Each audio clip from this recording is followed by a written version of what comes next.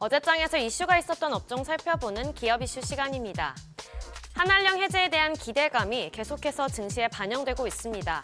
중국 최대 연례 행사인 양회가 열리면서 중국이 상반기에 한알령을 해제할지에 귀추가 주목되는데요. 여기에 이번 달 중국 문화사절단이 한국을 방문하면서 해제 시기가 더욱 구체화될 거란 관측도 나오고 있죠. 그러면서 영상 콘텐츠주가 강세 보였습니다.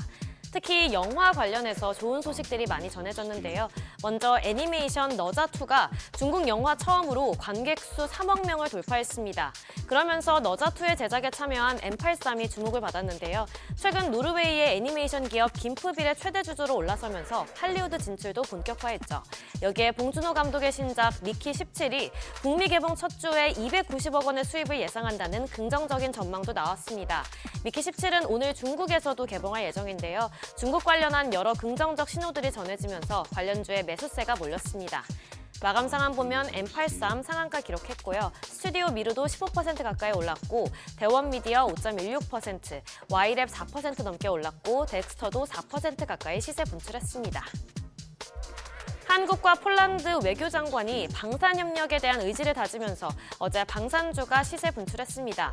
폴란드를 공식 방문 중인 조태열 외교부 장관은 라도스와프 시코르스키 폴란드 외교장관과 만나 현재 협의 중인 K2 전차의 2차 이행 계약이 조속히 체결되도록 가능한 모든 지원을 다하기로 했다고 밝혔는데요. 두 장관은 양국의 방산협력이 관계 발전의 주요한 축으로 자리매김했다는 데 인식을 같이 하고 앞으로도 방산협력을 흔들림 없이 추진하기로 합의했습니다. 여기에 더해 독일이 대규모 부양책을 내놓은 것도 방산주에 영향을 미쳤는데요. 독일이 자국 경제를 부양하는 동시에 유럽 국가들과 보조를 맞춰 군사 지출을 늘리기 위해 재정 완화를 허용한 것으로 해석되면서 우리 기업들이 수혜를 볼 거란 기대감이 반영됐습니다.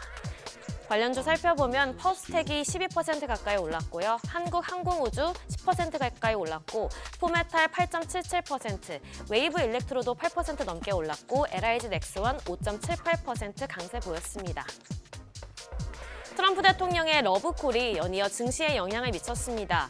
지난 4일 트럼프 대통령이 미국 알래스카 LNG 프로젝트 사업에 한국 등이 참여하길 바란다고 밝히면서 오랜만에 철강주가 강세 보였는데요. 한국 업체들이 핵심 공급사로 선정될 거란 기대감이 커지고 있기 때문입니다. 현재 알래스카주 정부는 약 1,300km에 달하는 가스관을 건설하는 프로젝트를 추진하고 있는데요. 가스관이 완공되면 아시아 시장으로 LNG 수출이 증가할 것으로 예상됩니다. 이에 따라 미국의 생산 라인이 있는 세아제강과 넥스틸의 현재 가동률이 높아질 거란 관측이 나오고 있습니다. 더불어서 올해 들어 철광석 가격의 상승세로 철강 업황의 개선에 대한 기대감이 커지면서 투자 심리도 더욱 개선됐습니다. 관련주 살펴보면 현대제철 10% 가까이 올랐고요. 세아제강 9.57%, 포스코홀딩스도 6.87%, KG스틸과 동국제강도 2% 넘게 올랐습니다. 마지막으로 음식료 업종도 상승했습니다. 물가가 연이어 오르는 상황에서 대표 먹거리 중 하나인 라면 가격이 인상됐는데요. 라면 시장 부동 1위인 농심 신라면의 가격이 50원 오릅니다. 새우깡의 가격도 인상되는데요. 2023년 7월 정부의 가격이나 압박에 가격을 내렸던 농심이 오는 17일부터 가격을 다시 2023년 6월 수준으로 되돌린다고 밝혔습니다. 농심 관계자는 그동안 소비자 물가에 미치는 영향을 고려해서 원가 절감과 경영 효율화를 추진하며 인상 압박을 견뎌왔지만 원재료비와 환율이 상승함에 따라 가격 조정에 절실한 상황이라고 설명했는데요. 동종 업체도 시차를 두고 가격을 인상하는 경향이 있는 만큼 증권가에선 이에 대한 영향을 주가에 선반영한 모습입니다. 마감 상황 보면 농심이 10.65% 시세 분출했고요. CJ제일제당 5.97%, S&D도 5% 넘게 올랐고 오리온 4.44%, 오뚜기도 4% 가까이 상승 마감했습니다. 지금까지 어제장 이슈 전해드렸습니다.